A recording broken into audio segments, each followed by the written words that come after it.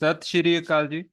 ਉਮੀਦ ਕਰਦਾ ਤੁਸੀਂ ਸਾਰੇ ਵਧੀਆ ਅਤੇ ਠੀਕ ਠਾਕ ਹੋਵੋਗੇ ਅਤੇ ਤੁਹਾਡੇ ਆਪਣੇ ਐਗਜ਼ਾਮ ਚਾਹੇ ਪੀਐਸਟੈਟ ਹੋਵੇ ਜਾਂ ਸੀਟੈਟ ਹੋਵੇ ਉਸ ਦੀ ਤਿਆਰੀ ਵਧੀਆ ਜਾ ਰਹੀ ਹੋਏਗੀ। ਸੋ ਅੱਜ ਦੀ ਅਸੀਂ ਇਸ ਕਲਾਸ ਦੇ ਵਿੱਚ ਈਵੀਐਸ ਪੈਡਾਗੋਜੀ ਨੂੰ ਕੰਟੀਨਿਊ ਕਰਾਂਗੇ। ਸੋ ਈਵੀਐਸ ਦੀ ਪੈਡਾਗੋਜੀ ਦਾ ਸਾਡਾ ਹੀ ਅੱਜ ਦਾ ਸੈਕਿੰਡ ਪਾਰਟ ਹੈ ਜੀ। ਇਸ ਤੋਂ ਪਹਿਲਾਂ ਅਸੀਂ ਇੱਕ ਪਾਰਟ ਕੀਤਾ ਹੋਇਆ, ਬਟ ਅਗਰ ਆਲ ਓਵਰ ਮੈਂ ਈਵੀਐਸ ਦੀ ਗੱਲ ਕਰਾਂ ਤਾਂ ਹੁਣ ਤੱਕ ਸਾਡੇ 20 ਪਾਰਟ ਜਿਹੜੇ ਹੈਗੇ ਨੇ ਉਹ ਬੜੇ ਇੰਪੋਰਟੈਂਟ 20 ਪਾਰਟ ਸਾਡੇ ਕੰਪਲੀਟ ਹੋ ਚੁੱਕੇ ਨੇ ਅਤੇ 20+2 ਪੈਡਾਗੋਜੀ ਦੇ ਮਿਲਾ ਕੇ ਸਾਡੇ ਜਿਹੜੇ 22 ਪਾਰਟ ਹੈਗੇ ਨੇ ਉਹ ਕੰਪਲੀਟ ਹੋ ਜਾਣਗੇ। ਅਗਰ ਤੁਸੀਂ ਪਹਿਲਾਂ ਵਾਲੇ ਪਾਰਟ ਨਹੀਂ ਦੇਖੇ ਈਵੀਐਸ ਦਾ ਜੋ ਸਿਲੇਬਸ ਕਰਵਾਇਆ ਜਾ ਰਿਹਾ ਹੈਗਾ ਤਾਂ ਉੱਪਰ ਆਈ ਬਟਨ ਤੇ ਪਲੇਲਿਸਟ ਦਾ ਜਾਂ ਕਹਿ ਲਓ ਵੀਡੀਓਜ਼ ਦਾ ਲਿੰਕ ਆ ਰਿਹਾ ਹੋਣਾ, ਤੁਸੀਂ ਉੱਥੇ ਜਾ ਕੇ ਦੇਖ ਸਕਦੇ ਹੋ। ਇਸ ਤੋਂ ਇਲਾਵਾ ਸਾਡੇ 38 ਪਾਰਟ ਚ ਸੀਡੀਪੀ ਦੇ ਕੰਪਲੀਟ ਹੋ ਚੁੱਕੇ ਨੇ ਤੇ ਜਿਨ੍ਹਾਂ ਦੇ ਵਿੱਚ ਅਸੀਂ ਸੀਡੀਪੀ ਨੂੰ ਹੀ ਕੰਪਲੀਟ ਕਰ ਦਿੱਤਾ ਪੂਰਾ। ਉਸ ਤੋਂ ਬਾਅਦ ਵੀ ਸਾਡੇ 5 ਤੋਂ 6 ਪਾਰਟ 5 ਪਾਰਟ ਜਿਹੜੇ ਹੈਗੇ ਨੇ ਆਈ ਥਿੰਕ ਹੁਣ ਤੱਕ ਐਮਸੀਕਿਊ ਜੋ ਇੰਪੋਰਟੈਂਟ ਐਮਸੀਕਿਊ ਨੇ ਸੀਡੀਪੀ ਦੇ ਉਹਦੇ ਆ ਚੁੱਕੇ ਨੇ, ਜਿਨ੍ਹਾਂ ਦੇ ਵਿੱਚ ਅਸੀਂ ਐਮਸੀਕਿਊ ਦੇ ਰਾਹੀਂ ਵੀ ਜਿਵੇਂ ਐਨਸੀਐਫ ਦਾ ਬੜਾ ਇੰਪੋਰਟੈਂਟ ਟੌਪਿਕ ਉਹ ਕਵਰ ਕੀਤਾ, ਸੀਡੀਪੀ ਦੀਆਂ ਫੁੱਲ ਫਾਰਮਸ ਅਸੀਂ ਕੰਪਲੀਟ ਕੀਤੀਆਂ ਐਮਸੀਕਿਊ ਦੀ ਕਲਾਸ ਦੇ ਡਿਊਰਿੰਗ ਹੀ। ਸੋ ਬਹੁਤ ਸਾਰਾ ਇੰਪੋਰਟੈਂਟ ਪੋਰਸ਼ਨ ਜਿਹੜਾ ਹੈਗਾ ਹੁਣ ਤੱਕ ਸਾਡਾ 43 ਵੀਡੀਓਜ਼ ਦੇ ਵਿੱਚ ਕੰਪਲੀਟ ਹੋ ਚੁੱਕਾ ਹੈਗਾ ਸੀਡੀਪੀ ਦਾ। ਹਾਲਾਂਕਿ ਜੋ ਕੋਰਸ ਹੈ ਸਿਲੇਬਸ ਹੈ ਉਹ ਤਾਂ 38 ਦੇ ਵਿੱਚ ਹੀ ਸਾਡਾ ਕੰਪਲੀਟ ਹੋ ਗਿਆ ਜੀ। ਇਸ ਤੋਂ ਬਾਅਦ ਅਸੀਂ ਇੰਗਲਿਸ਼ ਪੈਡਾਗੋਜੀ ਨੂੰ ਵੀ ਕੰਪਲੀਟ ਕਰ ਚੁੱਕੇ ਹਾਂ 11 ਵੀਡੀਓਜ਼ ਦੇ ਵਿੱਚ ਅਤੇ ਮੈਥ ਦੀਆਂ ਵੀ ਸਾਡੀਆਂ ਕੁੱਲ ਮਿਲਾ ਕੇ 14 15 16 ਵੀਡੀਓਜ਼ ਤੱਕ ਆ ਚੁੱਕੀਆਂ ਨੇ। ਸੋ ਬਹੁਤ ਸਾਰਾ ਸਿਲੇਬਸ ਚਾਹੇ ਪੀਐਸਟੈਟ ਨਾਲ ਰਿਲੇਟਡ ਹੈ ਚਾਹੇ ਸੀਟੈਟ ਨਾਲ ਰਿਲੇਟਡ ਹੈ ਇਸ ਚੈਨਲ ਦੇ ਉੱਪਰ ਬਿਲਕੁਲ ਫ੍ਰੀ ਆਫ ਕਾਸਟ ਜਿਹੜਾ ਪ੍ਰੋਵਾਈਡ ਕੀਤਾ ਜਾ ਰਿਹਾ ਹੈਗਾ। ਸੋ ਚਲੋ ਸਟਾਰਟ ਕਰਦੇ ਹਾਂ ਆਪਣਾ ਅੱਜ ਦਾ ਕੁਐਸਚਨ। ਮੈਂ ਇੱਥੇ 11 ਲਿਖਿਆ, ਦਾ ਰੀਜ਼ਨ ਇਜ਼ ਕਿ ਇਸ ਤੋਂ ਪਹਿਲਾਂ ਅਸੀਂ ਜੋ ਪਹਿਲਾ ਪਾਰਟ ਕੀਤਾ ਈਵੀਐਸ ਪੈਡਾਗੋਜੀ ਦਾ ਉਹਦੇ ਵਿੱਚ ਅਸੀਂ 10 ਇੰਪੋਰਟੈਂਟ ਕੁਐਸਚਨ ਕਰ ਚੁੱਕੇ ਹਾਂ ਅਤੇ ਇਹ ਅੱਜ ਦਾ ਜੋ ਪੈਡਾਗੋਜੀ ਦਾ ਸਾਡਾ ਈਵੀਐਸ ਦਾ ਉਹ 11th ਕੁਐਸਚਨ ਹੈ ਜੀ, ਤਾਂ ਕਰਕੇ ਇੱਥੇ 11 ਨੰਬਰ ਲਿਖਿਆ ਹੋਇਆ। So the question is special attention given to students with or without special needs is called dash। ਕਹਿੰਦੇ ਵਿਸ਼ੇਸ਼ ਲੋੜਾਂ ਵਾਲੇ ਬੱਚਿਆਂ ਨੂੰ ਜਾਂ ਬਿਨਾਂ ਵਿਸ਼ੇਸ਼ ਲੋੜਾਂ ਵਾਲੇ ਵਿਦਿਆਰਥੀਆਂ ਨੂੰ ਮਤਲਬ ਨਾਰਮਲ ਬੱਚਿਆਂ ਨੂੰ ਦਿੱਤੇ ਜਾਣ ਵਾਲੇ ਵਿਸ਼ੇਸ਼ ਧਿਆਨ ਨੂੰ ਕੀ ਕਿਹਾ ਜਾਂਦਾ ਹੈ। ਦੇਖੋ ਜੋ ਸਪੈਸ਼ਲ ਸਟੂਡੈਂਟ ਹੁੰਦੇ ਨੇ ਹਨਾ, ਵਿਸ਼ੇਸ਼ ਲੋੜਾਂ ਵਾਲੇ ਬੱਚੇ ਹੁੰਦੇ ਨੇ ਉਹਨਾਂ ਨੂੰ ਤਾਂ ਥੋੜਾ ਸਪੈਸ਼ਲ ਧਿਆਨ ਦੇਣਾ ਹੀ ਹੁੰਦਾ। ਇੱਥੇ ਦੋਨਾਂ ਤੇ ਹੀ ਧਿਆਨ ਦੇਣ ਦੀ ਗੱਲ ਕੀਤੀ ਜਾ ਰਹੀ ਹੈ ਕਿ ਜੋ ਨਾਰਮਲ ਸਟੂਡੈਂਟ ਨੇ ਉਹਨਾਂ ਤੇ ਵੀ ਜਦੋਂ ਅਸੀਂ ਵਿਸ਼ੇਸ਼ ਧਿਆਨ ਦਿੰਦੇ ਹਾਂ ਤਾਂ ਉਹਨੂੰ ਕੀ ਬੋਲਦੇ ਹਾਂ ਅਸੀਂ। ਤਾਂ ਪਹਿਲੀ ਆਪਸ਼ਨ ਹੈ ਤੁਹਾਡੀ ਇੰਟੀਗ੍ਰੇਟਿਡ ਐਜੂਕੇਸ਼ਨ, ਏਕੀਕ੍ਰਿਤ ਸਿੱਖਿਆ ਤਾਂ ਨਹੀਂ ਆਊਗਾ ਜੀ, ਕਿਉਂਕਿ ਇਹਦਾ ਇਹ ਕਹਿੰਦਾ ਕਿ ਸਪੈਸ਼ਲ ਤੇ ਨਾਰਮਲ ਚਾਈਲਡ ਇੱਕੋ ਛੱਤ ਦੇ ਨੀਚੇ ਰਹਿ ਕੇ ਪੜ੍ਹਨ, ਸੋ ਇਹ ਨਹੀਂ ਆਊਗਾ। ਫਿਰ ਜਨਰਲ ਐਜੂਕੇਸ਼ਨ ਆਮ ਸਿੱਖਿਆ ਹਨਾ, ਸੋ ਇਹ ਵੀ ਨਹੀਂ ਆਊਗਾ ਕਿਉਂਕਿ ਵਿਸ਼ੇਸ਼ ਧਿਆਨ ਦੇਣ ਦੀ ਗੱਲ ਕਰ ਰਹੇ ਨੇ ਇੱਥੇ, ਸ਼ਬਦ ਬੜਾ ਇੰਪੋਰਟੈਂਟ ਹੈ। ਉਸ ਤੋਂ ਬਾਅਦ ਡੀ ਆਪਸ਼ਨ ਵੀ ਨਹੀਂ ਆਊਗਾ, ਸਪੈਸ਼ਲ ਐਜੂਕੇਸ਼ਨ ਦਿੱਤੀ ਜਾ ਰਹੀ ਉਹ ਵੀ ਗਲਤ ਹੈ ਜੀ, ਕੋਈ ਸਭ ਬੱਚਿਆਂ ਨੂੰ ਇਕੱਠੀ ਪੜਾਉਣਾ ਅਸੀਂ। ਇਨਕਲੂਸਿਵ ਐਜੂਕੇਸ਼ਨ ਦੇ ਵਿੱਚ ਅਸੀਂ ਇਹ ਸਾਰਾ ਕੁਝ ਕਵਰ ਕਰ ਚੁੱਕੇ ਹਾਂ। So the right answer is option C, remedial education, ਉਪਚਾਰਕ ਸਿੱਖਿਆ ਦਿੱਤੀ ਜਾ ਰਹੀ ਹੈ।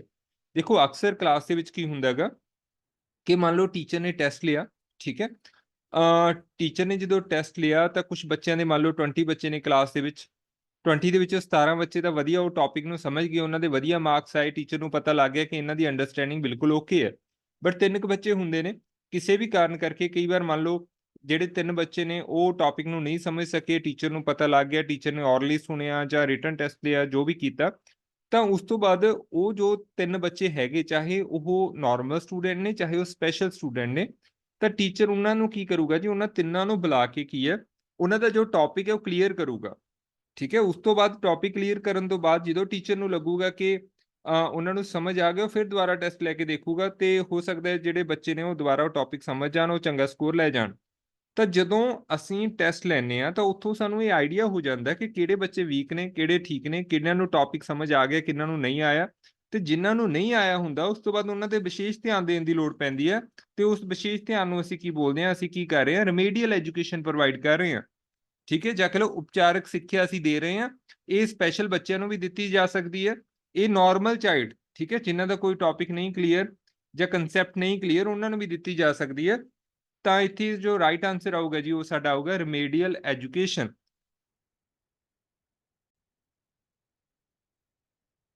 ਹਾਂਜੀ, ਕੁਐਸਚਨ ਨੰਬਰ 12 ਐਨਸੀਐਫ ਨਾਲ ਰਿਲੇਟਡ ਆ ਗਿਆ। ਦੇਖੋ ਐਨਸੀਐਫ ਬਾਰੇ ਮੈਂ ਕਾਫੀ ਡਿਟੇਲ ਦੇ ਵਿੱਚ ਤੁਹਾਨੂੰ ਦੱਸਦਾ ਸੀਗਾ, ਸ਼ਾਇਦ ਆਪਣੀ ਸੀਡੀਪੀ ਦੀ ਜਦੋਂ ਆਪਾਂ ਐਮਸੀਕਿਊ ਕਰ ਰਹੇ ਸੀ, ਆਪਣੀ 42ਵੀਂ ਵੀਡੀਓ ਸੀ ਜਿਹਦੇ ਵਿੱਚ ਆਪਾਂ ਜਾਂ 42ਵੀਂ ਸੀ ਦੇਖੋ ਜਾਂ 41ਵੀਂ ਵੀਡੀਓ ਸੀ ਜਿਹਦੇ ਵਿੱਚ ਆਪਾਂ ਜ਼ਿਕਰ ਕੀਤਾ ਸੀ ਐਨਸੀਐਫ ਦਾ, ਨਾਲ ਦੀ ਨਾਲ ਐਮਸੀਕਿਊ ਵੀ ਕੀਤੇ ਸੀ। ਤਾਂ ਇਹ ਕੁਐਸਚਨ ਐਨਸੀਐਫ ਨਾਲ ਰਿਲੇਟਡ ਹੈ 2005। It proposes integrated and thematic approach for EVS curriculum at primary stage. So primary stage ਤੇ ਈਵੀਐਸ ਦਾ ਕਰਿਕੂਲਮ ਕਿੱਦਾਂ ਦਾ ਹੋਣਾ ਚਾਹੀਦਾ ਹੈਗਾ, ਉਹਦੇ ਲਈ ਐਨਸੀਐਫ ਨੇ ਕੁਝ ਇੰਟੀਗ੍ਰੇਟਡ ਐਂਡ ਥੀਮੈਟਿਕ ਜਿਹੜੀ ਅਪਰੋਚ ਹੈ ਉਹ ਪ੍ਰਪੋਜ਼ ਕੀਤੀ ਸੀਗੀ। What is the major purpose advantage of ਸੱਚ ਐਨ ਅਪਰੋਚ, ਤਾਂ ਜਿਹੜੀ ਉੱਪਰ ਅਪਰੋਚ ਲਿਖੀ ਹੈਗੀ, ਠੀਕ ਹੈ, ਜਿਹਦਾ ਨਾਮ ਹੈਗਾ ਇੰਟੀਗ੍ਰੇਟਡ ਐਂਡ ਥੀਮੈਟਿਕ ਅਪਰੋਚ, ਠੀਕ ਹੈ, ਇਹਦਾ ਕੀ ਐਡਵਾਂਟੇਜ ਹੈ ਜਾਂ ਕੀ ਪਰਪਸ ਹੈ, ਕੀ ਕਾਰਨ ਹੈ। ਅਸੀਂ ਪੰਜਾਬੀ ਵਾਲੇ ਸਟੂਡੈਂਟ ਇੱਥੇ ਪੜ੍ਹ ਸਕਦੇ ਹੋ ਕਿ ਪ੍ਰਾਇਮਰੀ ਦਰਜੇ ਤੇ ਹੀ ਸੰਕਲਿਤ ਵਿਸ਼ੇ ਕੇਤਰ ਦਾ ਸੁਝਾਅ ਹੈ, ਇਸ ਦਾ ਵੱਡਾ ਲਾਭ ਜਾਂ ਉਦੇਸ਼ ਕੀ ਹੈ। ਚਾਰੇ ਆਪਸ਼ਨ ਨੂੰ ਬੜੇ ਧਿਆਨ ਨਾਲ ਪੜ੍ਹਿਓ। ਸੋ ਇੰਟੀਗ੍ਰੇਟਡ ਦਾ ਮਤਲਬ ਤਾਂ ਇਹੀ ਹੈ ਕਿ ਮਤਲਬ ਸਾਰੇ ਵਿਸ਼ਿਆਂ ਨੂੰ ਇੱਕ ਦੂਜੇ ਨਾਲ ਲਿੰਕ ਵਗੈਰਾ ਕਰਕੇ ਪੜ੍ਹਾਉਣਾ। ਸੋ ਇਹ ਚੀਜ਼ ਆ ਜਾਂਦੀ ਹੈ ਇਹਦੇ ਵਿੱਚ। ਤਾਂ ਪਹਿਲੀ ਆਪਸ਼ਨ ਦੇਖੋ ਕੀ ਹੈ, student have to study only one subject. ਕਹਿੰਦੇ ਵਿਦਿਆਰਥੀ ਕੇਵਲ ਇੱਕ ਵਿਸ਼ਾ ਪੜ੍ਹਨਗੇ, ਹੈ ਨਾ। ਜਿਵੇਂ ਦੇਖੋ ਸੋਸ਼ਲ ਸਾਇੰਸ ਆ ਗਿਆ ਜਾਂ ਸਾਇੰਸ ਆ ਗਿਆ, ਜੋ ਕਿ 6th ਕਲਾਸ ਦੇ ਵਿੱਚ ਬਣਦੇ ਨੇ, 5th ਕਲਾਸ ਤੱਕ ਜਿਹੜਾ ਈਵੀਐਸ ਇਕੱਠੀ ਹੁੰਦਾ ਹੈਗਾ। ਤੋ ਉਹਦਾ ਮੇਨਲੀ ਮਕਸਦ ਕਹਿੰਦੇ ਕਿ ਸਟੂਡੈਂਟ ਇੱਕ ਹੀ ਵਿਸ਼ਾ ਪੜ੍ਹਨਗੇ। ਸੋ ਇਦਾਂ ਦੀ ਕੋਈ ਗੱਲ ਨਹੀਂ ਸੀ, ਆਪਾਂ ਪਹਿਲੀ ਕਲਾਸ ਦੇ ਵਿੱਚ ਵੀ ਕਰ ਚੁੱਕੇ ਹਾਂ ਕਿ ਜ਼ਰੂਰੀ ਨਹੀਂ ਹੈਗਾ ਕਿ ਸਾਇੰਸ ਅਤੇ ਸੋਸ਼ਲ ਸਾਇੰਸ ਨੂੰ ਇੱਕ ਵਿਸ਼ਾ ਕਰਕੇ ਪੜ੍ਹਾਉਣਾ ਇਹ ਮੇਨ ਮਕਸਦ ਹੈ, ਠੀਕ ਹੈ। ਇਦਾਂ ਦਾ ਕੁਝ ਨਹੀਂ ਹੈਗਾ। ਫਸਟ ਕਲਾਸ ਦੇ ਵਿੱਚ ਆਪਾਂ ਈਵੀਐਸ ਪੈਡਾਗੋਜੀ ਦੇ ਵਿੱਚ ਇਹ ਕਰ ਚੁੱਕੇ ਹਾਂ। ਇਸ ਤੋਂ ਬਾਅਦ it reduce the curriculum load. ਕਹਿੰਦੇ ਇਹਦੇ ਨਾਲ ਜਦੋਂ ਇੰਟੀਗ੍ਰੇਟ ਕਰਕੇ ਵਿਸ਼ੇ ਪੜ੍ਹਾਏ ਜਾਂਦੇ ਨੇ ਤਾਂ ਮਤਲਬ ਜਿਹੜਾ ਕਰਿਕੂਲਮ ਦਾ ਲੋਡ ਹੈ, ਸਿਲੇਬਸ ਕਹਿ ਲਓ ਸਿੰਪਲ ਭਾਸ਼ਾ ਦੇ ਵਿੱਚ, ਉਹ ਘਟਦਾ ਗਾ, ਠੀਕ ਹੈ। ਸੋ ਇਹ ਚੀਜ਼ਾਂ ਦਾ ਵੀ ਕੋਈ ਮਕਸਦ ਨਹੀਂ ਸੀਗਾ।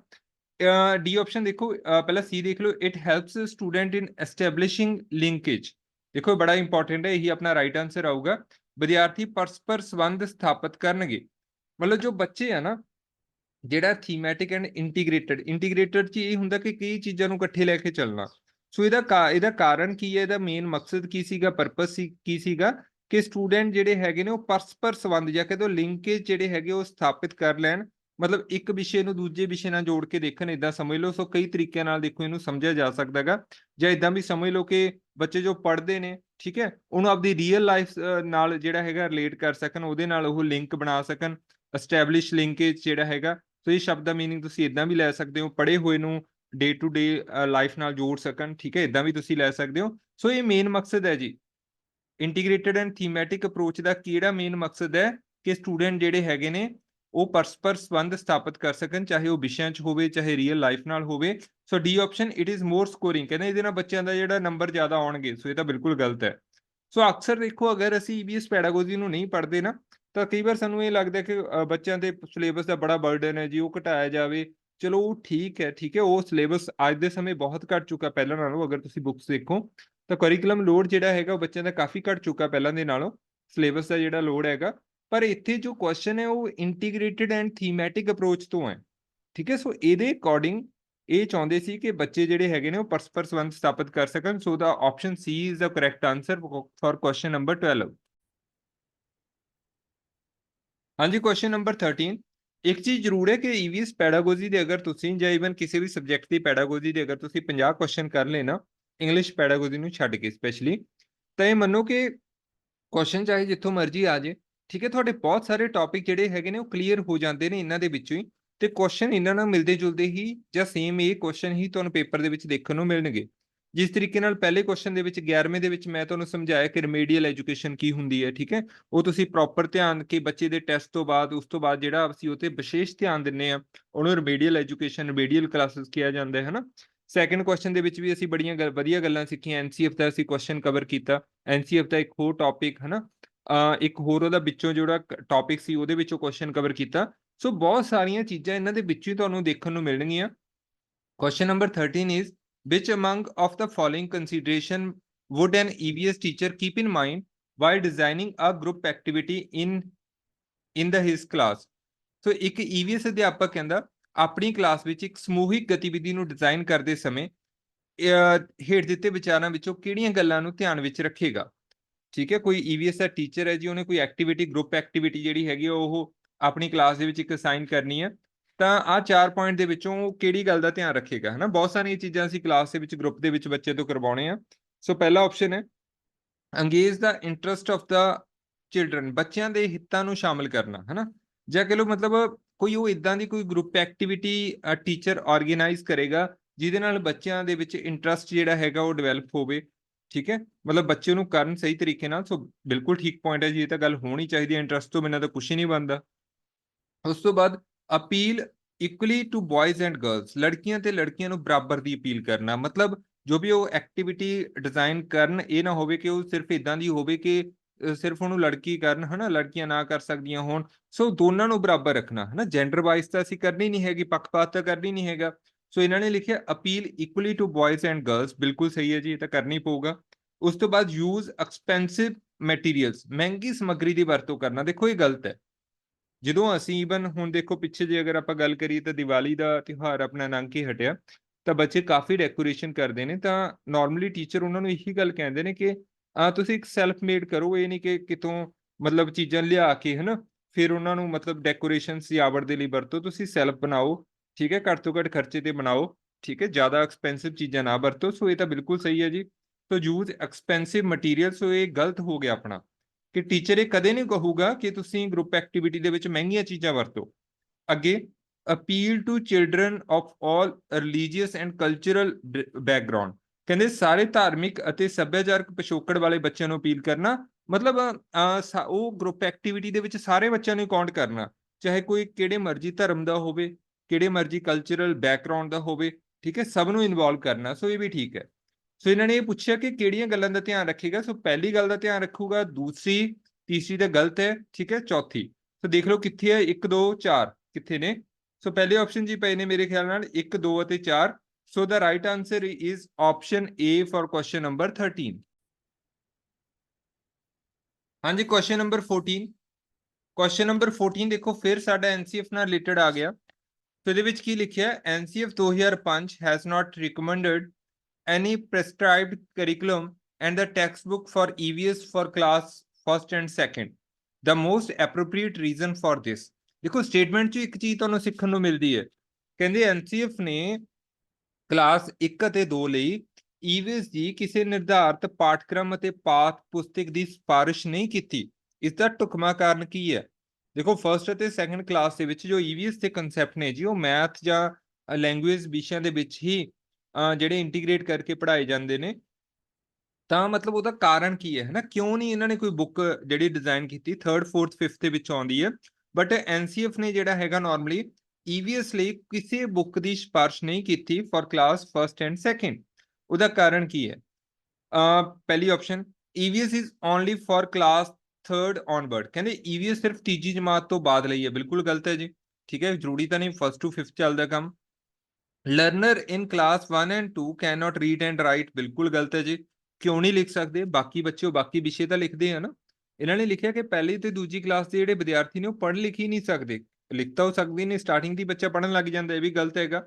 ਉਸ ਤੋਂ ਬਾਅਦ ਟੂ ਪ੍ਰੋਵਾਈਡ ਕੰਟੈਕਚੁਅਲ ਇਨਵਾਇਰਨਮੈਂਟ, ਪ੍ਰਸੰਗਿਕ ਵਾਤਾਵਰਨ ਪ੍ਰਦਾਨ ਕਰਨ ਲਈ, ਇਹਨੂੰ ਆਪਾਂ ਦੇਖਦੇ ਹਾਂ ਅੱਗੇ। To reduce the load of curriculum, ਕਹਿੰਦੇ ਮਤਲਬ ਸਿਲੇਬਸ ਦਾ ਜਿਹੜਾ ਭਾਰ ਹੈ ਉਹ ਘਟਾਉਣ ਲਈ, ਡੀ ਆਪਸ਼ਨ ਦੇਤੀ। ਸੋ ਦੇਖੋ ਇਹ ਹਰ ਇੱਕ ਐਨਸੀਐਫ ਵਾਲੇ ਜਾਂ ਹੋਰ ਸਾਰੇ ਕੁਐਸਚਨਾਂ ਦੇ ਵਿੱਚ ਇਹ ਆਪਾਂ ਨੂੰ ਆਪਸ਼ਨ ਜ਼ਰੂਰ ਮਿਲਦੀ ਹੈ ਕਿ ਜੋ ਕਰਿਕੂਲਮ ਹੈ ਨਾ ਵੀ ਉਹਨੂੰ ਕੱਟ ਕਰਨ ਦੇ ਲਈ, ਤਾਂ ਕਰਕੇ ਕਿਸੇ ਬੁੱਕ ਦੀ ਸਿਫਾਰਿਸ਼ ਨਹੀਂ ਕੀਤੀ। ਤੇ ਬਹੁਤੀ ਵਾਰ ਆਪਾਂ ਇਹੀ ਆਨਸਰ ਲਾ ਦਿੰਦੇ ਹਾਂ ਵੀ ਹਾਂ ਬੱਚਿਆਂ ਦਾ ਲੋਡ ਘੱਟ ਤੋਂ ਘੱਟ ਹੋਵੇ ਇਸ ਤਰੀਕੇ ਨਾਲ। ਸੋ ਇਹ ਚੀਜ਼ਾਂ ਨਹੀਂ ਹੈਗੀਆਂ ਜੀ, ਐਨਸੀਐਫ ਨੇ ਇਦਾਂ ਦੀ ਕੋਈ ਗੱਲ ਨਹੀਂ ਕੀਤੀ ਹੈਗੀ to reduce the load of the curriculum. So D option ਵੀ ਗਲਤ ਹੈ। ਸੋ ਇਹਦਾ ਮੇਨ ਕਾਰਨ ਕੀ ਹੈਗਾ? ਐਨਸੀਐਫ ਨੇ ਦੇਖੋ ਗੱਲ ਜ਼ਰੂਰ ਕੀਤੀ ਹੈ ਕਿ ਬੱਚੇ ਦੀ ਜਿਹੜੀ ਸਟੱਡੀ ਹੈ ਹਨਾ, ਉਹਨੂੰ ਕਿਤਾਬਾਂ ਤੋਂ ਬਾਹਰ ਲੈ ਕੇ ਜਾ ਕੇ ਰੀਅਲ ਲਾਈਫ ਨਾਲ ਰਿਲੇਟ ਕਰੋ ਜੀ, ਠੀਕ ਹੈ, ਥੋੜਾ ਕਰਿਕੂਲਮ ਤੇ ਵੀ ਮੇਨ ਫੋਕਸ ਕੀਤਾ ਗਾ। ਬਟ ਇਹਦੇ ਵਿੱਚ ਜੋ ਕੁਐਸਚਨ ਆ ਨਾ, ਉਹਦੀ ਸਟੇਟਮੈਂਟ ਨੂੰ ਪੜ੍ਹਨਾ ਬੜਾ ਜ਼ਰੂਰੀ ਹੈ। ਕੁਐਸਚਨ ਦੇ ਵਿੱਚ ਇਹ ਕਹਿ ਰਹੇ ਨੇ ਕਿ ਕਰਿਕੂਲਮ ਤੇ ਟੈਕਸਟ ਬੁੱਕ, ਹਨਾ, ਜਿਹੜੀਆਂ ਬੁੱਕਸ ਨੇ ਉਹ ਪਹਿਲੀ ਅਤੇ ਦੂਜੀ ਕਲਾਸ ਲਈ ਉਹਨਾਂ ਨੇ ਕੋਈ ਸਿਫਾਰਿਸ਼ ਨਹੀਂ ਕੀਤੀ ਈਵੀਐਸ ਦੀਆਂ ਬੁੱਕਸ ਲਈ। ਉਹਦਾ ਕਾਰਨ ਕੀ ਹੈ? ਉਹਨਾਂ ਨੇ ਇਹ ਪੁੱਛਿਆਗਾ। ਉਹਦਾ ਕਾਰਨ ਮੈਂ ਇਹੀ ਕਹਤਾ ਕਿ ਤਾਂ ਕਿ ਈਵੀਐਸ ਨੂੰ ਜਿਵੇਂ ਆਪਣੇ ਬਾਕੀ ਲੈਂਗੁਏਜ ਵਿਸ਼ੇ ਹੋ ਗਏ, ਮੈਥ ਹੋ ਗਿਆ, ਉਹਦੇ ਵਿੱਚ ਇੰਟੀਗ੍ਰੇਟ ਕਰਕੇ ਪੜ੍ਹਾਇਆ ਜਾਂਦਾ ਹੈਗਾ ਨਾਰਮਲੀ, ਤਾਂ ਉਹਦੇ ਵਿੱਚ ਸਹੀ ਆਨਸਰ ਆਪਣਾ ਆਊਗਾ ਜੀ option C, to provide contextual environment, ਪ੍ਰਸੰਗਿਕ ਵਾਤਾਵਰਨ ਪ੍ਰਦਾਨ ਕਰਨ ਲਈ। ਪਰ ਜਿਹੜਾ ਇੱਥੇ ਕੰਟੈਕਚੁਅਲ ਇਨਵਾਇਰਨਮੈਂਟ ਜੋ ਸਟੇਟਮੈਂਟ ਲਿਖੀ ਹੈ, ਸੋ ਕਈ ਵਾਰ ਅਸੀਂ ਉਲਝ ਜਾਂਦੇ ਹਾਂ ਕਿ ਸਾਨੂੰ ਤਾਂ ਇਹਦਾ ਮੀਨਿੰਗ ਹੀ ਨਹੀਂ ਪਤਾ ਹੈਗਾ। ਸੋ ਇਹਦੇ ਵਿੱਚ ਇਹ ਹੈ ਕਿ ਬੱਚਿਆਂ ਨੂੰ ਹਰ ਤਰ੍ਹਾਂ ਦਾ ਦੇਖੋ ਕਲਚਰਲ, ਸੋਸ਼ਲ, ਠੀਕ ਹੈ, ਫਿਜ਼ੀਕਲ, ਮਤਲਬ ਹਰ ਇੱਕ ਤਰੀਕੇ ਨਾਲ ਜਿਹੜਾ ਹੈਗਾ ਉਹ ਬੱਚਿਆਂ ਦੀ ਸਰਾਊਂਡਿੰਗ, ਉਹਨਾਂ ਦਾ ਵਾਤਾਵਰਨ, ਉਹਨਾਂ ਨੂੰ ਇਨਵਾਇਰਨਮੈਂਟ ਪ੍ਰੋਵਾਈਡ ਕੀਤਾ ਜਾ ਸਕੇ ਤਾਂ ਕਿ ਉਹਨਾਂ ਦੀ ਜੋ ਡਿਵੈਲਪਮੈਂਟ ਹੈ ਉਹ ਪੋਜ਼ਿਟਿਵ ਤਰੀਕੇ ਨਾਲ ਹੋਵੇ। ਸੋ ਇਹਦਾ ਮੇਨ ਕਾਰਨ ਇਹੀ ਸੀ, ਜੋੜ ਕੇ ਪੜ੍ਹਾਉਣ ਦਾ ਮਤਲਬ। So the right answer is to provide contextual environment. So please ਤੁਹਾਨੂੰ ਸਾਰਿਆਂ ਨੂੰ ਬੇਨਤੀ ਹੈ ਕਿ ਡੀ ਆਪਸ਼ਨ ਹਮੇਸ਼ਾ ਨਹੀਂ ਲਾਉਣੀ ਜੀ, ਕਿ reduce the load of the curriculum, ਹੋ ਸਕਦਾ ਹੈ ਸਹੀ ਹੋਵੇ ਠੀਕ ਹੈ, ਐਨਸੀਐਫ ਨੇ ਥੋੜਾ ਇਹਦਾ ਜ਼ਿਕਰ ਕੀਤਾ ਹੋਵੇ, ਬਟ ਕਾਰਨ ਕੀ ਹੈ, ਜਦੋਂ ਸਾਡੇ ਕੋਲ 4 ਆਪਸ਼ਨਸ ਹੁੰਦੀਆਂ ਨੇ, ਅੱਗੇ ਵੀ ਕੁਐਸਚਨ ਆਉਣਗੇ, ਬੜੇ ਆਉਣਗੇ ਆਪਾਂ ਨੂੰ, ਤਾਂ ਅਸੀਂ ਉਹਨਾਂ ਦੇ ਵਿੱਚੋਂ ਇਹ ਦੇਖਣਾ ਹੁੰਦਾ ਹੈ ਕਿ ਕਿਹੜੀ ਦੀ ਵੇਟੇਜ ਜ਼ਿਆਦਾ ਗਈ, ਹਨਾ, ਕਿਹੜੀ ਜ਼ਿਆਦਾ ਸਹੀ ਹੈ ਚਾਰਾਂ ਦੇ ਵਿੱਚੋਂ। ਸੋ ਇੱਥੇ ਕੁਐਸਚਨ ਦੀ ਸਟੇਟਮੈਂਟ ਦੇ according right answer is option C. ਹਾਂਜੀ, question number 15, dash is the first school where children start their initial learning. ਬਹੁਤ ਸੌਖਾ ਕੁਐਸਚਨ ਹੈ ਨਾ, ਬਹੁਤ ਜ਼ਿਆਦਾ ਸੌਖਾ ਹੈਗਾ। ਕਹਿੰਦੇ ਡੈਸ਼ ਬੱਚੇ ਦਾ ਪਹਿਲਾ ਸਕੂਲ ਹੈ ਜਿੱਥੇ ਬੱਚਾ ਆਪਣੀ ਸ਼ੁਰੂਆਤੀ ਜਿਹੜੀ ਸਿੱਖਿਆ ਸ਼ੁਰੂ ਕਰਦੇ ਹਨ। ਹੁਣ ਧਿਆਨ ਨਾਲ ਦੇਖੋ, ਆਪਸ਼ਨ ਦੇਖੋ, ਪਹਿਲਾ ਆ ਗਿਆ ਸਮਾਜ, ਸੁਸਾਇਟੀ, ਡੀ ਆਪਸ਼ਨ ਹੈ। ਸੀ ਹੈਗੀ ਆ ਪਲੇ ਸਕੂਲ, ਜਿਵੇਂ ਪਲੇਵੇ ਹੁੰਦਾ ਹੈਗਾ। ਉਸ ਤੋਂ ਬਾਅਦ ਪ੍ਰਾਇਮਰੀ ਸਕੂਲ, ਫਿਰ ਫੈਮਿਲੀ। ਦੇਖੋ, ਪਹਿਲੀ ਗੱਲ ਤਾਂ ਸਾਡਾ ਕਈ ਵਾਰ ਧਿਆਨ ਨਾ ਸਕੂਲਾਂ ਤੇ ਜਾਂਦਾ ਕਿ ਬੱਚੇ ਸਕੂਲ ਤੋਂ ਸਟਾਰਟ ਕਰਦੇ ਨੇ। ਸੋ ਆਪਾਂ ਜਿਵੇਂ ਨਾਰਮਲੀ ਬੋਲਦੇ ਹਾਂ ਕਿ ਬੱਚੇ ਦਾ ਪਹਿਲਾ ਅਧਿਆਪਕ ਉਹਦੀ ਮਦਰ ਹੁੰਦਾ ਹੈਗਾ, ਉਹਦੀ ਮਦਰ ਹੁੰਦੀ ਹੈ, ਤਾਂ ਉਸੇ ਤਰੀਕੇ ਨਾਲ ਬੱਚੇ ਦਾ ਜਿਹੜਾ ਪਹਿਲਾ ਸਕੂਲ ਹੈ ਨਾ, ਐ ਮੰਨੋ ਕਿ ਉਹ ਉਹਦਾ ਘਰ ਹੀ ਹੁੰਦਾ ਹੈਗਾ, ਹਨਾ, ਉਹਦਾ ਫੈਮਿਲੀ, ਪਰਿਵਾਰ, ਹਾਊਸ, ਕੁਝ ਵੀ ਇੱਥੇ ਲਿਖਿਆ ਹੋਵੇ ਤਾਂ ਉਹਦੀ ਫੈਮਿਲੀ, ਉਹਦਾ ਪਰਿਵਾਰ ਹੀ ਹੁੰਦਾ ਹੈ ਬੱਚੇ ਦਾ ਪਹਿਲਾ ਸਕੂਲ। ਕਿਉਂਕਿ ਅਸਲ ਜਿਹੜਾ ਸਕੂਲ ਹੈ, ਚਾਹੇ ਪਲੇਵੇ ਹੈ, ਉਹ ਤਾਂ ਬੱਚੇ 2.5-3 ਸਾਲ ਤੋਂ ਬਾਅਦ ਸ਼ੁਰੂ ਕਰਦੇ ਆ ਨਾ। ਤਾਂ ਇੱਥੇ ਇਹਨਾਂ ਨੇ ਪੁੱਛਿਆ ਪਹਿਲਾ ਸਕੂਲ ਕਿਹੜਾ ਹੈਗਾ ਜਿੱਥੇ ਬੱਚਾ ਜਿਹੜਾ ਹੈਗਾ ਸ਼ੁਰੂਆਤੀ ਸਿੱਖਿਆ ਸ਼ੁਰੂ ਕਰਦੇ ਨੇ ਆਪਣੀ ਸਟਾਰਟਿੰਗ ਵਾਲੀ, ਤਾਂ ਉਹ ਆਨਸਰ ਆਊਗਾ ਜੀ family. Option A is the correct answer. ਹਾਂਜੀ, question number 16, match the following. ਦੇਖੋ, ਫਾਰਮੇਟਿਵ ਅਸੈਸਮੈਂਟ, ਸਮੇਟਿਵ ਅਸੈਸਮੈਂਟ, ਇਹ ਸਾਰਾ ਅਸੀਂ ਹਾਲਾਂਕਿ ਕਰ ਚੁੱਕੇ ਹਾਂ। ਸੋ ਇਹਦੇ ਨਾਲ ਰਿਲੇਟਡ ਕੁਐਸਚਨ ਹੈ। ਕੁਐਸਚਨ ਸੌਖਾ ਹੈ, ਟੌਪਿਕ ਅਸੀਂ ਕੀਤਾ ਹੋਇਆ, ਬਟ ਥੋੜਾ ਜਿਹਾ ਕੁਐਸਚਨ ਨੂੰ ਘੁਮਾ ਕੇ ਪਾਇਆ ਹੋਇਆ, ਉਹਨੂੰ ਧਿਆਨ ਨਾਲ ਸਮਝੋ। ਸੋ ਮੈਚ ਕਰਨਾ ਆਪਾਂ, ਪਹਿਲੀ ਆਪਸ਼ਨ ਹੈ ਦੇਖੋ, ਇੱਕ ਫਾਰਮੇਟਿਵ ਆਨਲਾਈਨ ਮੁਲਾਂਕਣ ਟੂਲ, ਬੀ ਹੈਗਾ ਸੰਖੇਪ ਆਨਲਾਈਨ ਮੁਲਾਂਕਣ ਟੂਲ, ਹਨਾ। ਦੋ ਚੀਜ਼ਾਂ ਦੇ ਵਿੱਚ ਤਾਂ ਆਨਲਾਈਨ ਲਿਖਤਾ ਜੀ, ਆਨਲਾਈਨ ਲਿਖਤਾ, ਨਾਲ ਹੀ ਦੋ ਚੀਜ਼ਾਂ ਦੇ ਵਿੱਚ ਲਿਖਤਾ ਆਫਲਾਈਨ। ਆਪਾਂ ਨੂੰ ਪਤਾ ਹੈ ਕਿ ਸਟੱਡੀ ਆਨਲਾਈਨ ਵੀ ਹੁੰਦੀ ਹੈ, ਆਫਲਾਈਨ ਵੀ ਹੁੰਦੀ ਹੈ, ਠੀਕ ਹੈ। ਟੈਸਟਿੰਗ ਵੀ ਆਨਲਾਈਨ ਵੀ ਹੋ ਸਕਦੀ ਹੈ, ਆਫਲਾਈਨ ਵੀ ਹੋ ਸਕਦੀ ਹੈ। ਤਾਂ ਹੁਣ ਇਹ ਚੀਜ਼ਾਂ ਕਰਕੇ ਥੋੜੀ ਜਿਹੀ ਇੱਥੇ ਕਨਫਿਊਜ਼ਨ ਜਿਹੜੀ ਹੈਗੀ ਕ੍ਰੀਏਟ ਹੋ ਸਕਦੀ ਹੈ ਤੁਹਾਡੇ ਲਈ, ਤਾਂ ਕਰਕੇ ਇਹਨੂੰ ਧਿਆਨ ਨਾਲ ਸੁਣਿਓ। ਸੋ ਪਹਿਲਾ ਹੈਗਾ ਫਾਰਮੇਟਿਵ, ਪਹਿਲਾ ਫਾਰਮੇਟਿਵ ਅਸੈਸਮੈਂਟ ਟੂਲ। ਫਾਰਮੇਟਿਵ ਹੁੰਦਾ ਜਦੋਂ ਆਪਾਂ ਬੱਚੇ ਨੂੰ ਚੈੱਕ ਕਰਦੇ ਹਾਂ, ਉਹਦੀ ਅਸੈਸਮੈਂਟ ਕਰਦੇ ਹਾਂ ਡਿਊਰਿੰਗ ਇੰਸਟਰਕਸ਼ਨ। ਇਹ ਆਪਾਂ ਪੜ੍ਹਿਆ ਹੋਇਆ ਹੈ ਨਾ, ਕਿ ਨਾਲ ਦੀ ਨਾਲ ਆਪਾਂ ਬੱਚੇ ਦੀ ਪੜ੍ਹਾਇਆ ਟੌਪਿਕ, ਨਾਲ ਦੀ ਨਾਲ ਉਹਦੀ ਚੈਕਿੰਗ ਕਰ ਲਈ, ਅਸੈਸਮੈਂਟ ਕਰ ਲਈ। ਸੋ ਉਹਨੂੰ ਫਾਰਮੇਟਿਵ ਬੋਲਦੇ ਆ। ਸਮਿਟਿਵ ਅਸੀਂ ਜਦੋਂ ਜਮਾ ਐਂਡ ਵਾਲੇ, ਜਿਵੇਂ ਐਨੂਅਲ ਐਗਜ਼ਾਮ ਹੁੰਦੇ ਨੇ, ਸਾਲ ਦੇ ਐਂਡ ਤੇ ਹੁੰਦੇ ਨੇ, ਤਾਂ ਉਹ ਇੱਕ ਤਰ੍ਹਾਂ ਦੀ ਸਮਿਟਿਵ ਅਸੈਸਮੈਂਟ, ਇਹ ਵੀ ਤੁਹਾਨੂੰ ਪਤਾ ਲੱਗ ਗਿਆ। ਹੁਣ ਦੋਨੋਂ ਆਨਲਾਈਨ ਵੀ ਹੋ ਸਕਦੀਆਂ, ਆਫਲਾਈਨ ਵੀ ਹੋ ਸਕਦੀਆਂ। ਸੋ ਪਹਿਲੀ ਆਪਸ਼ਨ ਹੈ formative online assessment tool, formative online assessment tool. ਕਿ ਇੱਕ ਤਾਂ ਫਾਰਮੇਟਿਵ ਅਸੈਸਮੈਂਟ ਹੈ, ਡਿਊਰਿੰਗ ਇੰਸਟਰਕਸ਼ਨ ਕਰਨੀ ਹੈ, ਇੱਕੋ ਕੀ ਕਰਨੀ ਹੈ ਜੀ, ਆਨਲਾਈਨ ਕਰਨੀ ਹੈ। ਤਾਂ ਇਹਦਾ ਦੇਖੋ ਇੱਥੇ ਕਿਹੜਾ ਬਣ ਸਕਦਾ ਹੈ ਨਾ। ਜਿਹੜਾ ਵੀ ਤੁਹਾਨੂੰ ਟੌਪਿਕ ਕਲੀਅਰ ਹੈ, ਪਹਿਲੀ ਗੱਲ ਤਾਂ ਚਾਰ ਹੀ ਕਲੀਅਰ ਹੋਣਗੇ ਅਗਰ ਇੱਕ ਕਲੀਅਰ ਹੈ ਤਾਂ, ਕਿਉਂਕਿ ਫਾਰਮੇਟਿਵ ਸਮੇਟਿਵ ਵੀ ਆਪਾਂ ਸਾਰਾ ਕੁਝ ਕਰ ਚੁੱਕੇ ਹਾਂ। ਤਾਂ ਅਗਰ ਬੱਚੇ ਨੇ ਆਨਲਾਈਨ ਜਿਹੜਾ ਹੈਗਾ ਫਾਰਮੇਟਿਵ ਅਸੈਸਮੈਂਟ ਕਰਨੀ ਹੈ, ਠੀਕ ਹੈ, ਆਨਲਾਈਨ ਲਿਖਿਆ ਡਿਊਰਿੰਗ ਇੰਸਟਰਕਸ਼ਨ, ਤਾਂ ਉਹ ਕਿਵੇਂ ਹੋ ਸਕਦੀ ਹੈ ਜੀ। ਮੈਂ ਥੋੜਾ ਇੱਥੇ ਮਾਰਕਰ ਚੇਂਜ ਕਰ ਲੈਣਾ, ਨਾਲੇ ਪੈਨਸਲ ਜਿਹੜੀ ਹੈਗੀ ਹੈ, ਜਸਟ ਅ ਮਿੰਟ। ਸੋ ਉਹ ਹੁੰਦੀ ਹੈ ਇੱਥੇ ਏ ਜਿਹੜਾ ਹੈਗਾ ਉਹ ਸਾਡਾ ਜਿਹੜਾ ਥਰਡ ਦੇ ਨਾਲ ਮੈਚ ਹੋਣਾ ਜੀ, ਮੇਨਲੀ ਇਹ ਤੀਸਰੇ ਦੇ ਨਾਲ ਮੈਚ ਹੋਣਾ। ਸੋ ਬਲੈਕ ਕਲਰ ਸੇਮ ਹੀ ਹੋ ਗਿਆ ਆਪਣਾ। ਸੋ ਸੈਲਫ ਅਸੈਸਮੈਂਟ ਮੋਡਿਊਲ, ਹਨਾ, ਸਵੈ ਮੁਲਾਂਕਣ ਮੋਡਿਊਲ। ਸੋ ਜਿਹੜੇ ਆਪਸ਼ਨ ਏ ਹੈ ਉਹ ਤੀਸਰੇ ਦੇ ਨਾਲ ਮੈਚ ਹੋ ਜਾਣੀ। ਹਾਂਜੀ, ਦੇਖੋ, ਜੋ ਮਤਲਬ ਇਦਾਂ ਸਮਝੋ ਇਹਨੂੰ ਕਿ ਜੋ ਆਪਣੀ ਫਾਰਮੇਟਿਵ ਅਸੈਸਮੈਂਟ ਹੁੰਦੀ ਹੈ ਡਿਊਰਿੰਗ ਇੰਸਟਰਕਸ਼ਨ, ਉਹ ਅਸੀਂ ਆਪਣੀ ਆਪ ਹੀ ਕਰ ਸਕਦੇ ਹਾਂ, ਹਨਾ। ਆਪਣੀ ਮਤਲਬ ਪੜ੍ਹਨ ਦੇ ਨਾਲ ਨਾਲ ਅਸੀਂ ਟੌਪਿਕ ਕਵਰ ਕੀਤਾ। ਜਿਵੇਂ ਮੈਂ ਤੁਹਾਨੂੰ ਬਹੁਤ ਸਾਰੀਆਂ ਵੀਡੀਓਜ਼ ਦੇ ਵਿੱਚ ਪਹਿਲਾਂ ਥਿਊਰੀ ਪੜ੍ਹਾਉਣਾ, ਹਨਾ, ਚਾਹੇ ਸੀਡੀਪੀ ਹੋਵੇ, ਚਾਹੇ ਈਬੀਐਸ ਹੋਵੇ, ਬਾਅਦ ਦੇ ਵਿੱਚ ਆਪਣੇ ਐਮਸੀਕਿਊ ਆਉਂਦੇ ਨੇ ਜਿੱਥੇ ਤੁਸੀਂ ਜੋ ਆਪਦੀ ਅਸੈਸਮੈਂਟ ਹੈ ਖੁਦ ਹੀ ਕਰ ਲੈਂਦੇ ਹੋ ਕਿ ਤੁਹਾਨੂੰ ਸਾਰੇ ਕੁਐਸਚਨ ਹੋ ਰਹੇ ਆ ਜਾਂ ਨਹੀਂ ਹੋ ਰਹੇ, ਹਨਾ। ਤਾਂ ਜੋ ਸੈਲਫ ਹੀ ਹੋ ਜਾਂਦੀ ਹੈ ਜੀ ਫਾਰਮੇਟਿਵ। ਸੋ ਜਿੱਥੇ ਜਿੱਥੇ ਆਪਸ਼ਨ ਸੈਲਫ ਹੈ ਨਾ, ਜਿਵੇਂ ਇੱਥੇ ਸੈਲਫ ਹੈ, ਇੱਥੇ ਸੈਲਫ ਹੈ, ਸੋ ਇਹ ਵਾਲੇ ਆਪਸ਼ਨ ਤਾਂ ਸਾਡੇ ਫਾਰਮੇਟਿਵ ਦੇ ਨਾਲ ਰਿਲੇਟਡ ਹੋਣਗੇ।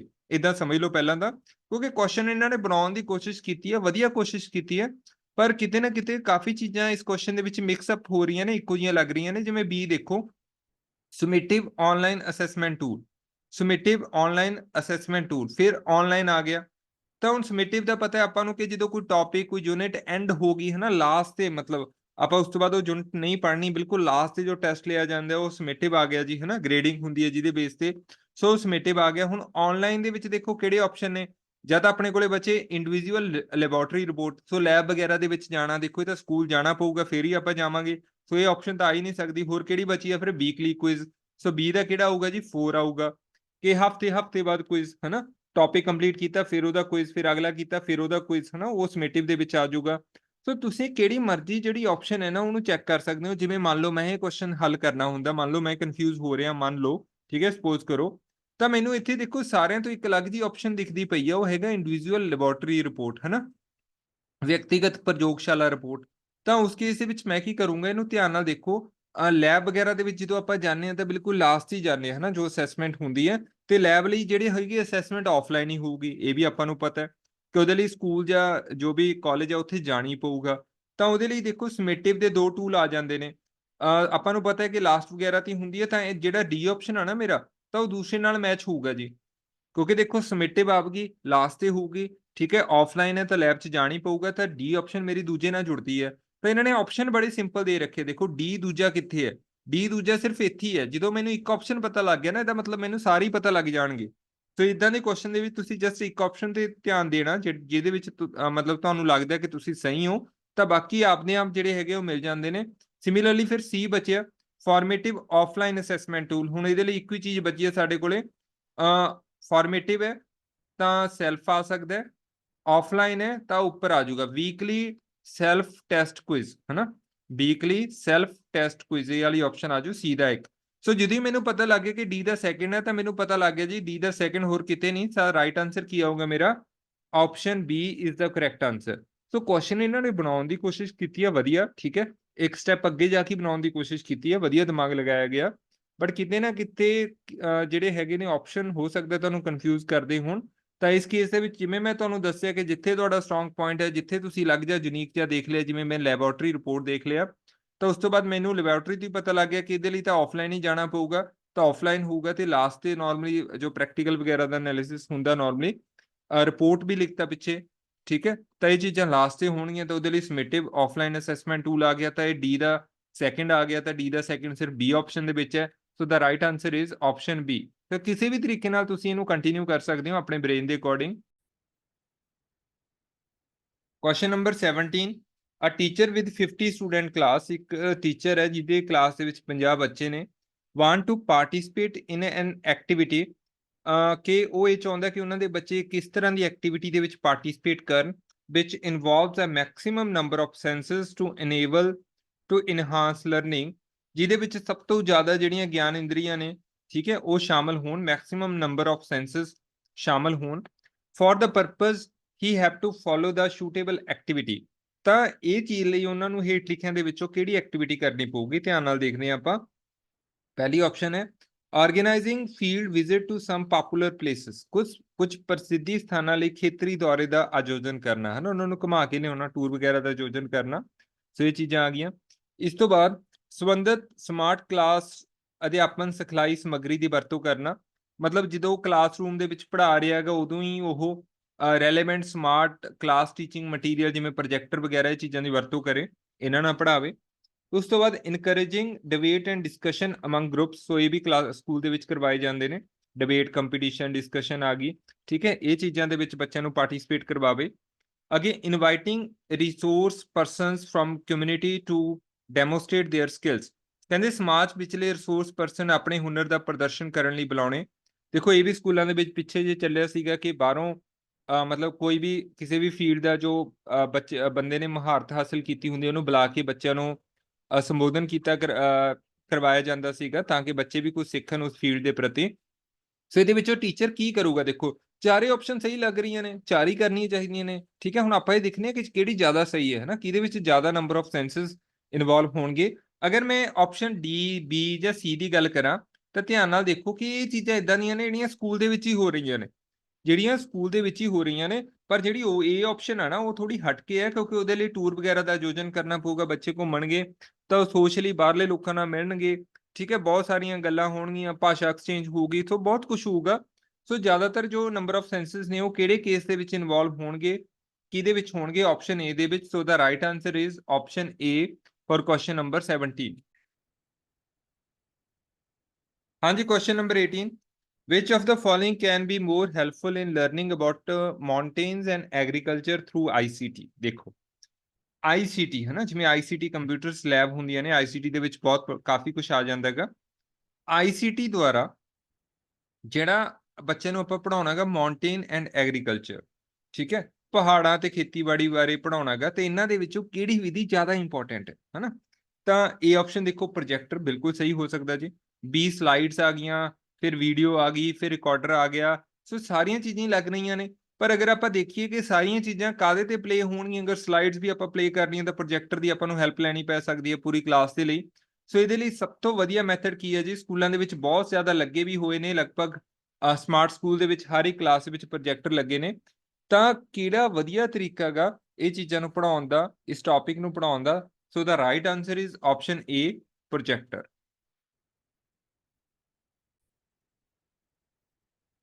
ਹਾਂਜੀ, question number 19, which of the following are the major socialization agencies? ਇਹਨਾਂ ਵਿੱਚੋਂ ਕਿਹੜੀਆਂ ਪ੍ਰਮੁੱਖ ਸਮਾਜੀਕਰਨ ਏਜੰਸੀਆਂ ਹਨ? ਧਿਆਨ ਨਾਲ ਇਹਨਾਂ ਨੂੰ ਦੇਖਣਾ ਗਾ। ਦੇਖੋ ਸੋਸ਼ਲਾਈਜੇਸ਼ਨ ਟੌਪਿਕ ਆ ਗਿਆ ਹਨਾ, ਤੇ ਟੌਪਿਕ ਆਪਾਂ ਹੈਰੀਡਿਟੀ ਦੇ ਵਿੱਚ ਜਦੋਂ ਪੜ੍ਹਿਆਗਾ ਨਾਲ ਹੀ ਆਪਾਂ ਸੋਸ਼ਲਾਈਜੇਸ਼ਨ ਵਾਲਾ ਟੌਪਿਕ ਵੀ ਪੜ੍ਹਿਆਗਾ, ਜਿਸ ਦੇ ਵਿੱਚ ਬ੍ਰੌਨ ਫੈਨ ਬਰੈਨਰ ਦੀ ਆਪਾਂ ਥਿਊਰੀ ਵੀ ਪੜ੍ਹੀ ਹੈ, ਜਿਸ ਦੇ ਵਿੱਚ ਮਾਈਕਰੋ ਮੀਜ਼ੋ ਹਨਾ ਐਕਸੋ ਇਦਾਂ ਦੇ ਆਪਾਂ ਸਿਸਟਮ ਪੜ੍ਹੇ ਨੇ। ਸੇ ਨਾਰਮਲੀ ਇਹ ਕੁਐਸਚਨ ਉਹਦੇ ਵਿੱਚੋਂ ਆਏਗਾ ਕਿ ਹੇਠ ਲਿਖਿਆਂ ਵਿੱਚੋਂ ਕਿਹੜੀਆਂ ਪ੍ਰਮੁੱਖ ਸਮਾਜੀਕਰਨ ਏਜੰਸੀਆਂ ਹਨ? ਧਿਆਨ ਨਾਲ ਦੇਖਣਾ ਇਹਨਾਂ ਦੇ ਵਿੱਚੋਂ। ਤਾਂ ਉਦੋਂ ਜਦੋਂ ਆਪਾਂ ਇਹਦਾ ਸਰਕਲ ਬਣਾਉਂਦੇ ਸੀਗਾ, ਤੁਹਾਨੂੰ ਯਾਦ ਹੋਵੇ ਪਹਿਲਾਂ ਮਾਈਕਰੋ ਸਿਸਟਮ ਸੀਗਾ, ਠੀਕ ਹੈ ਜੀ।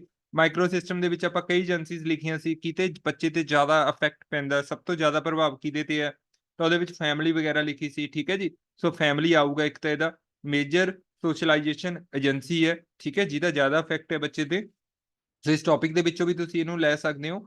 ਤਾਂ ਉਸ ਤੋਂ ਬਾਅਦ ਦੇਖੋ ਸੇਮ ਗਰੁੱਪ, ਸੇਮ ਗਰੁੱਪ ਦਾ ਮਤਲਬ ਪੀਅਰ ਕਿ ਉਹਦੇ ਹਮ ਉਮਰ ਸਾਥੀ ਆ ਗਏ, ਠੀਕ ਹੈ, ਉਹ ਵੀ ਸਹੀ ਆ ਸਕਦਾ ਜੀ। ਉਸ ਤੋਂ ਬਾਅਦ ਫਾਰਮਲ ਐਜੂਕੇਸ਼ਨ ਇੰਸਟੀਟਿਊਸ਼ਨ, ਮਤਲਬ ਸਕੂਲ ਵਗੈਰਾ ਦੀ ਗੱਲ ਹੋ ਰਹੀ ਹੈ, ਠੀਕ ਹੈ, ਰਸਮੀ ਵਿਦਿਅਕ ਸੰਸਥਾਵਾਂ, ਬਸ ਘੁਮਾ ਕੇ ਲਿਖਤਾ ਗੱਲ, ਸਕੂਲ ਹੀ ਲਿਖਣੀ ਸੀਗੀ, ਸੋ ਇਹ ਵੀ ਹੋ ਸਕਦਾ ਹੈ। ਭਾਈਚਾਰਾ, ਆਲੇ ਦੁਆਲੇ ਦੇ ਲੋਕ, ਕਮਿਊਨਿਟੀ, ਇਹ ਵੀ ਆ ਸਕਦਾ ਹੈ ਜੀ। ਸੋ ਸਾਰੀ ਆ ਸਕਦੀ ਹੈ ਨਾ, ਸਾਰੀ ਮੇਜਰ ਸੋਸ਼ਲਾਈਜੇਸ਼ਨ ਏਜੰਸੀਜ਼ ਆਪਾਂ ਪੜ੍ਹੀਆਂ ਨੇ ਇਹ ਮਾਈਕਰੋ ਸਿਸਟਮ ਦੇ ਵਿੱਚ। ਅਗਰ ਤੁਸੀਂ ਬ੍ਰੌਨ ਫੈਨ ਬਰੈਨਰ ਦੀ ਥਿਊਰੀ ਨਾਲ ਵੀ ਇਹਨੂੰ ਰਿਲੇਟ ਕਰਕੇ ਦੇਖੋ, ਤਾਂ ਵੀ ਜੋ ਇਹਨਾਂ ਨੇ 4 ਆਪਸ਼ਨ ਦਿੱਤੇ ਨੇ, ਇਹ ਸਾਰੀਆਂ ਦੀਆਂ ਸਾਰੀਆਂ ਮੇਜਰ ਸੋਸ਼ਲਾਈਜੇਸ਼ਨ ਏਜੰਸੀਜ਼ ਹੀ ਹੈਗੀਆਂ ਨੇ। So the right answer is option B, first, second, third and fourth are major socialization agencies. ਹਾਂਜੀ, ਲਾਸਟ ਕੁਐਸਚਨ ਕਰਦੇ ਹਾਂ, ਕੁਐਸਚਨ ਨੰਬਰ 20। ਸੋ ਇਸ ਕੁਐਸਚਨ ਨੂੰ ਕਰਨ ਤੋਂ ਪਹਿਲਾਂ ਅਗਰ ਤੁਹਾਨੂੰ ਕਲਾਸ ਵਧੀਆ ਲੱਗ ਰਹੀ ਹੈ ਤਾਂ ਪਲੀਜ਼ ਇਸ ਵੀਡੀਓ ਨੂੰ ਲਾਈਕ ਜ਼ਰੂਰ ਕਰ ਦਿਓ, ਐਂਡ ਇਸ ਫ੍ਰੀ ਐਜੂਕੇਸ਼ਨ ਨੂੰ ਆਪਣੇ ਵੱਧ ਤੋਂ ਵੱਧ ਦੋਸਤਾਂ ਤੱਕ, ਵੱਧ ਤੋਂ ਵੱਧ ਸਾਥੀਆਂ ਤੱਕ, ਵੱਧ ਤੋਂ ਵੱਧ ਗਰੁੱਪਸ ਦੇ ਵਿੱਚ ਜ਼ਰੂਰ ਸ਼ੇਅਰ ਕਰੋ, ਤਾਂ ਕਿ ਵੱਧ ਤੋਂ ਵੱਧ ਬੱਚੇ ਇਹਨਾਂ ਵੀਡੀਓਜ਼ ਦਾ ਲਾਹਾ ਲੈ ਕੇ ਜੋ ਆਪਣਾ ਐਗਜ਼ਾਮ ਹੈ ਉਹਨੂੰ ਕ੍ਰੈਕ ਕਰ ਸਕਣ।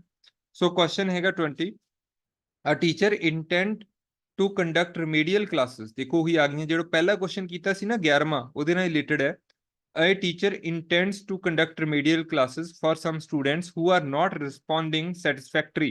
So ਪਹਿਲੀ ਲਾਈਨ ਉਹੀ ਆ ਗਈ, ਇੱਕ ਅਧਿਆਪਕ ਕੁਝ ਵਿਦਿਆਰਥੀਆਂ ਲਈ ਉਪਚਾਰਕ ਕਲਾਸਾਂ ਲਗਾਉਣ ਦਾ ਇਰਾਦਾ ਰੱਖਦਾ ਹੈ ਜੋ ਕਿ ਤਸੱਲੀ ਬਖਸ਼ ਜਿਹੜਾ ਜਵਾਬ ਨਹੀਂ ਦੇ ਰਹੇ, ਮਤਲਬ ਜਿਨ੍ਹਾਂ ਨੂੰ ਟੌਪਿਕ ਦੇ ਵਿੱਚ ਦਿੱਕਤ ਹੈ, ਉਹੀ ਰਿਮੀਡੀਅਲ ਕਲਾਸਿਸ ਆ ਗਈਆਂ। ਇਹ ਉਪਚਾਰਕ ਕਲਾਸਾਂ ਲਈ ਵਿਦਿਆਰਥੀਆਂ ਦੀ ਚੋਣ ਕਰਨ ਲਈ ਉਹ ਕਿਸ ਕਿਸਮ ਦਾ ਮੁਲਾਂਕਣ ਕਰੇਗਾ ਜੀ? ਠੀਕ ਹੈ, ਧਿਆਨ ਨਾਲ ਸੁਣਨਾਗਾ ਕਿ ਪਹਿਲਾਂ ਉਹ ਇਹ ਦੇਖੂਗਾ ਨਾ ਕਿ ਕਿਹੜੇ ਬੱਚੇ ਨੇ ਜਿਹੜੇ ਮਤਲਬ ਜਿਨ੍ਹਾਂ ਦਾ ਟੌਪਿਕ ਨਹੀਂ ਕਲੀਅਰ ਜਾਂ ਜਿਹੜੇ ਸੈਟਿਸਫੈਕਟਰੀ ਆਨਸਰ ਨਹੀਂ ਦੇ ਰਹੇ, ਤਾਂ ਉਹਦੇ ਲਈ ਕਿਹਨਾਂ ਦੀ ਵਰਤੋਂ ਕਰੂਗਾ? ਪਹਿਲਾਂ ਸਮਿਟਿਵ ਇਵੈਲੂਏਸ਼ਨ, ਇਹ ਤਾਂ ਆ ਹੀ ਨਹੀਂ ਸਕਦਾ ਜੀ। ਸਮਿਟਿਵ ਇਵੈਲੂਏਸ਼ਨ ਹੋ ਗਈ ਤਾਂ ਰਿਜ਼ਲਟ ਹੀ ਆ ਗਿਆ, ਤਾਂ ਸਭ ਕੁਝ ਹੀ ਖਤਮ ਹੋ ਗਿਆ। ਉਸ ਤੋਂ ਬਾਅਦ ਕਿਹੜੀ ਰਿਮੀਡੀਅਲ ਕਲਾਸਿਸ ਹੈ ਨਾ, ਫਿਰ ਤਾਂ ਕੀ ਕੰਮ ਹੋਊਗਾ? ਉਸ ਤੋਂ ਬਾਅਦ ਸੀ ਆਪਸ਼ਨ ਦੇਖੋ, ਅਸੈਸਮੈਂਟ ਆਫ ਪੋਰਟਫੋਲੀਓ, ਸੋ ਇਹ ਵੀ ਨਹੀਂ ਆਊਗਾ। ਕੰਪੀਟੈਂਸੀ ਬੇਸਡ ਇਵੈਲੂਏਸ਼ਨ, ਇਹ ਵੀ ਨਹੀਂ ਆਊਗਾ। ਤਾਂ ਇੱਥੇ ਜੋ ਰਿਮੀਡੀਅਲ ਹੈ ਨਾ, ਉਹਦਾ ਸੰਬੰਧ ਆਪਸ਼ਨ ਬੀ ਨਾਲ ਹੈ ਜੀ। ਧਿਆਨ ਨਾਲ ਦੇਖੋ, ਇੱਥੇ ਬੜੇ ਧਿਆਨ ਨਾਲ ਇਹਨੂੰ ਸੁਣਨਾਗਾ। ਡਾਇਗਨੋਸਟਿਕ ਲਿਖਿਆ ਨਾ ਇੱਥੇ, ਡਾਇਗਨੋਸਟਿਕ। ਸੋ ਡਾਇਗਨੋਸਟਿਕ ਇਵੈਲੂਏਸ਼ਨ ਜਿਹੜੀ ਹੈਗੀ ਹੈ ਇਹ ਟੀਚਰ ਕਰੂਗਾ। ਸੋ ਡਾਇਗਨੋਸਟਿਕ ਇਵੈਲੂਏਸ਼ਨ ਹੁੰਦੀ ਕੀ ਹੈ ਕਿ ਜਦੋਂ ਅਸੀਂ ਪਤਾ ਲਗਾਉਣਾ ਹੋਵੇ, ਠੀਕ ਹੈ, ਜਿਵੇਂ ਡਾਕਟਰ ਨਹੀਂ ਕਿ ਡਾਕਟਰ ਕੋਲ ਆਪਾਂ ਗਏ, ਡਾਕਟਰ ਮੈਡੀਸਨ ਲਿਖਣ ਤੋਂ ਪਹਿਲਾਂ ਕਾਫੀ ਤਰ੍ਹਾਂ ਦੇ ਕੁਐਸਚਨ ਪੁੱਟ ਅਪ ਕਰਦਾ ਹੈ ਮਰੀਜ਼ ਨੂੰ, ਜਾਂ ਉਹਨੂੰ ਮਤਲਬ ਚੈੱਕ ਵੀ ਕਰਦਾ ਹੈਗਾ। ਤਾਂ ਇਹਦਾ ਮਤਲਬ ਉਹ ਡਾਕਟਰ ਕੀ ਕਰ ਰਿਹਾ ਹੁੰਦਾ? ਡਾਇਗਨੋਸਿਸ ਕਰ ਰਿਹਾ ਹੁੰਦਾ ਹੈ ਨਾ। ਡਾਇਗਨੋਸਿਸ ਅਸੀਂ ਸ਼ਬਦ ਉੱਥੇ ਯੂਜ਼ ਕਰਦੇ ਹਾਂ, ਅਤੇ ਫਿਰ ਉਹ ਮੈਡੀਸਨ ਵਗੈਰਾ ਪ੍ਰਸਕ੍ਰਾਈਬ ਕਰਦਾ ਹੈ, ਮੈਡੀਸਨ ਲਿਖਦਾ ਉਸ ਤੋਂ ਬਾਅਦ ਉਹ। ਤਾਂ ਅਗਰ ਅਸੀਂ ਦੇਖਣਾ ਕਿ ਕਿਹੜੇ ਸਟੂਡੈਂਟ ਵੀਕ ਨੇ, ਅਸੀਂ ਕੋਈ ਸਿਸਟਮ ਇਵੈਲੂਏਸ਼ਨ ਕਰਨੀ ਆ, ਤਾਂ ਉਹਦੇ ਲਈ ਸਾਨੂੰ ਕਿਹੜੀ ਇਵੈਲੂਏਸ਼ਨ ਕਰਨੀ ਪਊਗੀ ਜੀ? ਡਾਇਗਨੋਸਟਿਕ ਮੁਲਾਂਕਣ ਸਾਨੂੰ ਕਰਨਾ ਪਊਗਾ, ਡਾਇਗਨੋਸਟਿਕ ਇਵੈਲੂਏਸ਼ਨ ਕਰਨੀ ਪਊਗੀ, ਜੋ ਕਿ ਸਾਨੂੰ ਇਹ ਦੱਸੂਗੀ ਕਿ ਕਿਹੜੇ ਇਦਾਂ ਦੇ ਬੱਚੇ ਨੇ, ਠੀਕ ਹੈ ਜੀ, ਜਿਹੜੇ ਸਟੱਡੀ ਦੇ ਵਿੱਚ ਜਿਹੜੇ ਹੈਗੇ ਨੇ ਬਈ ਜਿਨ੍ਹਾਂ ਨੂੰ ਰਿਮੀਡੀਅਲ ਕਲਾਸਿਸ ਦੀ ਲੋੜ ਹੈ, ਜਿਨ੍ਹਾਂ ਤੇ ਹੋਰ ਵਿਸ਼ੇਸ਼ ਧਿਆਨ ਦੇਣ ਦੀ ਲੋੜ ਹੈ, ਜਿਹੜੇ ਸਟੱਡੀ ਦੇ ਵਿੱਚ ਦੂਜੇ ਨਾਰਮਲ ਬੱਚਿਆਂ ਵਾਂਗ ਅੱਗੇ ਨਹੀਂ ਚੱਲਦੇ ਪਏ, ਥੋੜਾ ਪਿੱਛੇ ਰਹਿ ਰਹੇ ਨੇ। ਸਰ ਸਭ ਤੋਂ ਪਹਿਲਾਂ ਕੀ ਕਰੂਗਾ ਉਹ ਡਾਇਗਨੋਸਟਿਕ ਵੈਲਿਊਏਸ਼ਨ ਕਰੂਗਾ, ਉਸ ਤੋਂ ਬਾਅਦ ਉਹ ਕਿਹੜੀਆਂ ਕਲਾਸਾਂ ਲਾਊਗਾ ਜੀ। ਦੋਨੇ ਸ਼ਬਦ ਬੜੇ ਇੰਪੋਰਟੈਂਟ ਨੇ, ਬੜੀ ਵਧੀਆ ਚੀਜ਼ ਅਸੀਂ ਸਿੱਖ ਰਹੇ ਹਾਂ ਇਹਨਾਂ ਵੀਡੀਓ ਦੇ ਥਰੂ। ਉਸ ਤੋਂ ਬਾਅਦ ਉਹ ਕਿਹੜੀਆਂ ਕਲਾਸਿਸ ਲਗਾਊਗਾ, ਬੱਚਿਆਂ ਨੂੰ ਪਹਿਚਾਣ ਕਰਕੇ, ਬੱਚਿਆਂ ਦੀ ਪਹਿਚਾਣ ਕਰਕੇ, ਫਿਰ ਉਹਨਾਂ ਦੇ ਜੋ ਟੌਪਿਕ ਕਮਜ਼ੋਰ ਨੇ, ਉਹਨਾਂ ਨੂੰ ਸਮਝ ਨਹੀਂ ਆ ਰਿਹਾ, ਉਹਨਾਂ ਤੇ ਵਿਸ਼ੇਸ਼ ਕਲਾਸਾਂ ਲਾਊਗਾ, ਜਿਨ੍ਹਾਂ ਨੂੰ ਅਸੀਂ ਬੋਲਾਂਗੇ ਰਿਮੀਡੀਅਲ ਕਲਾਸਿਸ। ਸੋ ਰਿਮੀਡੀਅਲ ਕਲਾਸਿਸ, ਰਿਮੀਡੀਅਲ ਐਜੂਕੇਸ਼ਨ ਕਾਹਦੇ ਤੋਂ ਬਾਅਦ ਪ੍ਰੋਵਾਈਡ ਕੀਤੀ ਜਾਂਦੀ ਹੈ? ਡਾਇਗਨੋਸਟਿਕ ਵੈਲਿਊਏਸ਼ਨ ਤੋਂ ਬਾਅਦ। ਠੀਕ ਹੈ, ਤੁਸੀਂ ਨੋਟ ਕਰ ਲੈਣਾ। ਸੋ ਇਹ ਸੀ ਆਪਣੀ ਅੱਜ ਦੀ class. So that's all for today. So thank you ਜੀ, thank you so much for watching.